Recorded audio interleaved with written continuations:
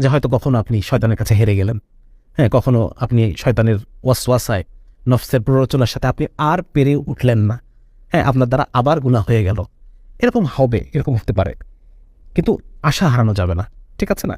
আমরা এটা গত আমাদের পডকাস্টে আলোচনা করেছি যে আল্লাহর রহমত থেকে নিরাশ হওয়া, এটা আমাদের আলেমরা বলেন এটা কুফর। আল্লাহর রহমত থেকে নিরাশ হওয়া কুফর। সুতরাং আমরা কখনোই আল্লাহর রহমত থেকে নিরাশ নই। আমরা রাসূল সাল্লাল্লাহু আলাইহি ওয়াসাল্লামের সেই হাদিসে বিশ্বাস করি, বান্দা যদি এক আকাশ পরিমাণ গুনাহ নিয়ে আমার সামনে আসে, আল্লাহ রাব্বুল আলামিন তার চাইতেও বেশি রহমত নিয়ে বান্দার সাথে সাক্ষাৎ করবেন। সুবহানাল্লাহ। সুতরাং আমরা গুনাহ করতে করতে কখনোই আল্লাহর রহমতকে ক্রস করে যেতে পারবো না, ঠিক আছে না? আপনি যদি মনে করেন যে না, আমি তো জীবনে বহুবার তওবা করেছি, আমি আবার কেন তওবা করব? আরে আমি তো গাদ্দার, বারবার আমি কথা দিয়ে কথা রাখি না, ঠিক আছে না? এরকম এই কথাটা শয়তানের পক্ষ থেকে।